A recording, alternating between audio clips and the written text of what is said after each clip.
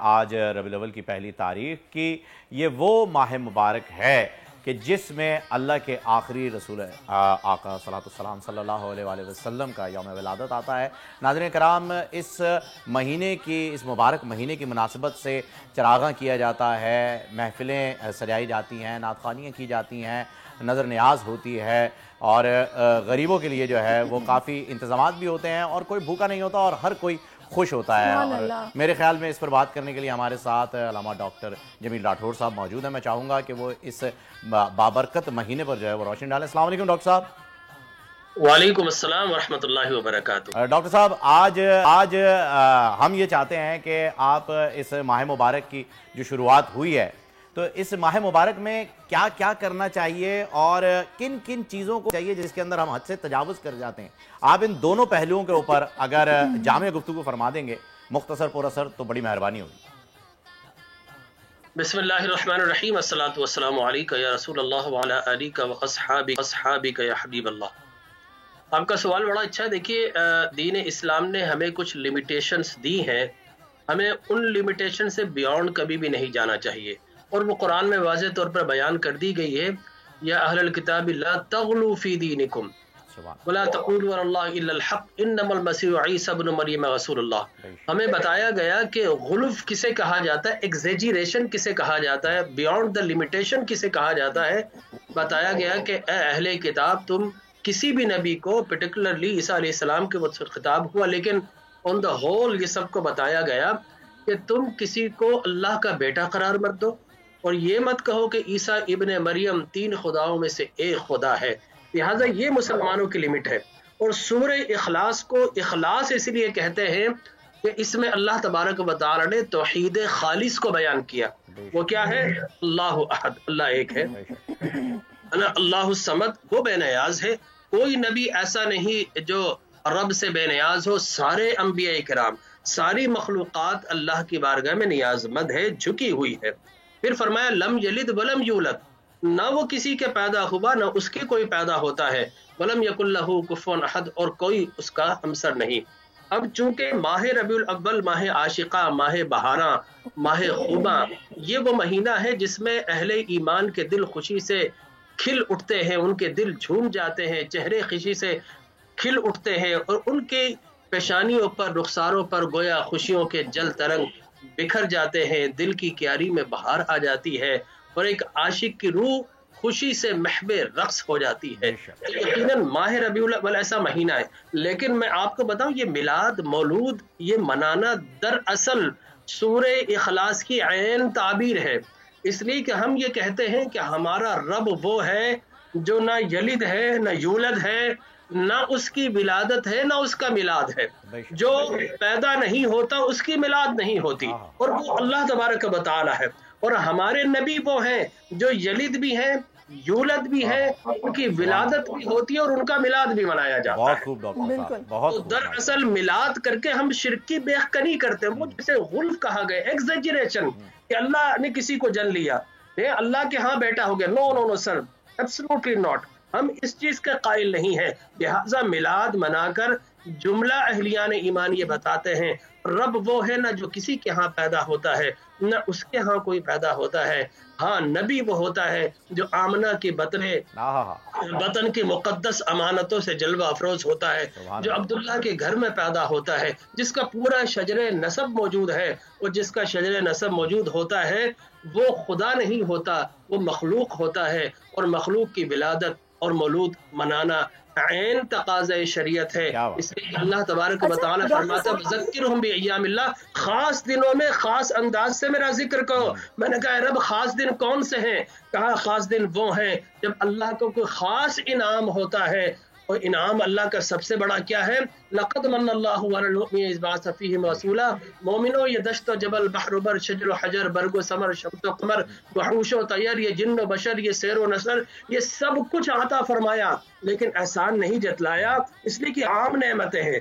لیکن خاص نعمت اللہ نے عطا فرمائی اپنے حبیب کی صورت میں، تو اعلان کیا لقد من اللہ علی المؤمنین اذ بعث فیہم رسولا۔ مومنو، تم پر ہم نے کتنا بڑا کرم کر دیا ہے کہ اپنا پیارا حبیب لبیب تمہیں عطا فرما دیا۔ اچھا علامہ صاحب، میں چاہوں گی تھوڑا سا ذرا اس پر روشنی ڈالیے گا۔ ظاہر ہے اللہ تعالیٰ کا جو بھی کام ہے وہ بغیر کسی حکمت کے نہیں ہوتا، خاص طور پر یہ جو اسی مہینے کا انتخاب کیا گیا ربیع الاول کا، وصال بھی آپ کا اسی مہینے میں ہوا، اس کی کیا وجہ ملتی ہے یا اس کی اہمیت کیا ہے، کچھ بتائیں گے آپ؟ جی ہاں بالکل، دیکھیے یہ تو اللہ تبارک و تعالیٰ کی منشا ہے اور یہ اللہ تبارک و تعالیٰ کا چوزن منتھ ہے، اور ہم جس کو منتخب کرتے ہیں نا، جس کو ہم جو ہے وہ چوز کرتے ہیں، تو ہمارا جو انتخاب ہے وہ 5 سال بھی بڑی مشکل سے چلتا ہے۔ ہم دوسرے تیسرے سال اپنے آپ کو کوستے ہیں کہ سو کیوں منتخب کیا، یہ ہمارا المیہ ہے۔ ہم چند سال کے لیے منتخب کرتے ہیں، پچھتاتے ہیں، لیکن اللہ تبارک و تعالیٰ نے قیامت تک کے لیے اپنے حبیب کو ایسا منتخب کیا ہے، اور قیامت تک آپ ہی کے ختم نبوت کے ڈنکے بجتے رہیں گے۔ آپ کا سوال کیا تھا؟ تھوڑا سا ذرا اس کو ریپیٹ کیجیے گا پلیز۔ آپ کی اجازت ہو تو ایک شعر نظر کروں آپ کی؟ یہ اشعار نظر کیجیے۔ ہے جی، امید کرتا ہوں پسند آئے گا آپ کو، کہ نثار تیری چہل پہل پر ہزار عید ہے ربیع الاول، سوائے ابلیس کے جہاں میں سبھی تو خوشیاں منا رہے ہیں۔ تو یہ خوشیاں تو ہم بالکل منا رہے ہیں، اور بڑے مطلب بہترین طریقے سے۔ میں تو یہ کہتا ہوں کہ جب آقا صلی اللہ علیہ وسلم، ہمارے ماں باپ ان پہ قربان، ہمارے اولاد ان پہ قربان، ہم ان پہ قربان، جب سب ان پہ قربان ہے تو ان کی خوشی کے لیے تو ہر لحاظ سے جو ہے وہ ہر حد تک جانا چاہیے۔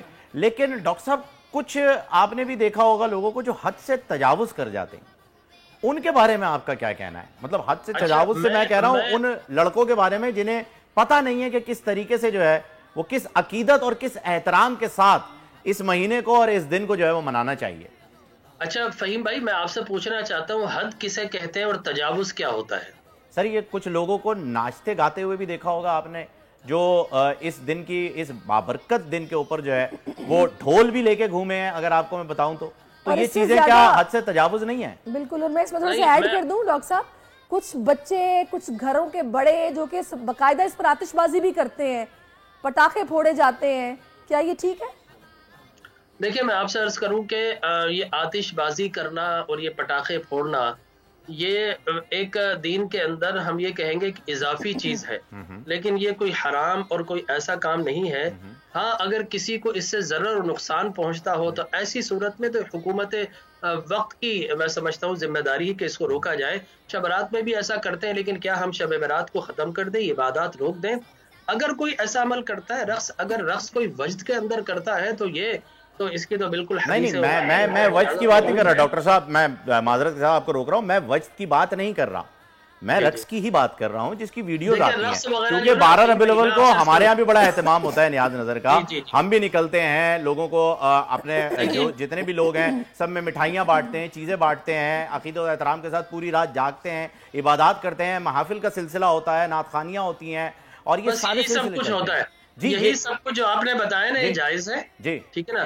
اس کے علاوہ اگر کوئی اس کے اندر گانے اور باجے کرتا ہے، اور یہ دیکھیں میں آپ کو بتاؤں، یہ فیس بک کی بدعت ہے، آج کل بہت زیادہ فیک نیوز کا زمانہ ہے۔ یہاں پر کوئی شادی کے اندر جا رہا ہے، پیچھے سے ناچ چلا کر فیس بک پہ چلا دی جاتی ہے، بتایا جاتا ہے کہ صاحب یہ دیکھیے میلاد منایا جا رہا ہے۔ بڑے افسوس کی بات ہے، وہ مقام نہیں بتایا جاتا، وہ محلہ نہیں بتایا جاتا، وہ علاقہ نہیں بتایا جاتا، وہ لوگ کون تھے۔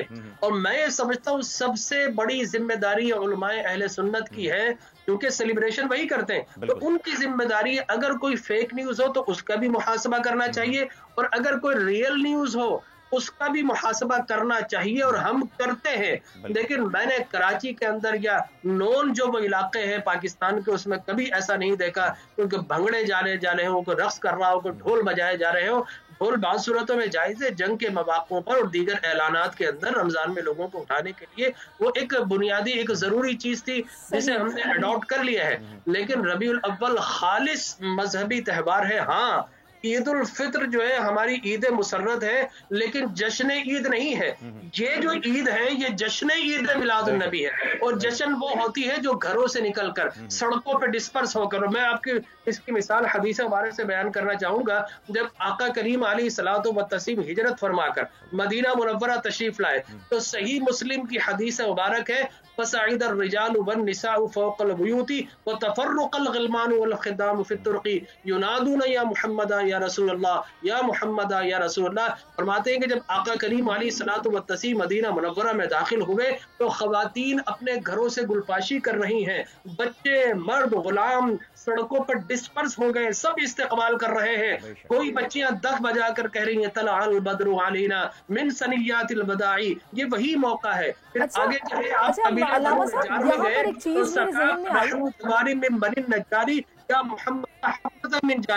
वहाँ पे भी बच्चियों ने खैर मकतबी जो है वो गीत गाए। तो ये सारी सूरतें जो है दीन इस्लाम में जायज है। इसके अलावा अगर कोई उसको ऐसा त्यौहार बना दे यूरोप के अंदर जिस तरीके बरहनाक और नाचे, तो वो त्यौहार न रमजान में जायज है न रबीउल अव्वल में जायज है। एक और चीज जो कि मैं चाहूंगी उस पर आप थोड़ी सी हमारी रहनुमाई कीजिएगा।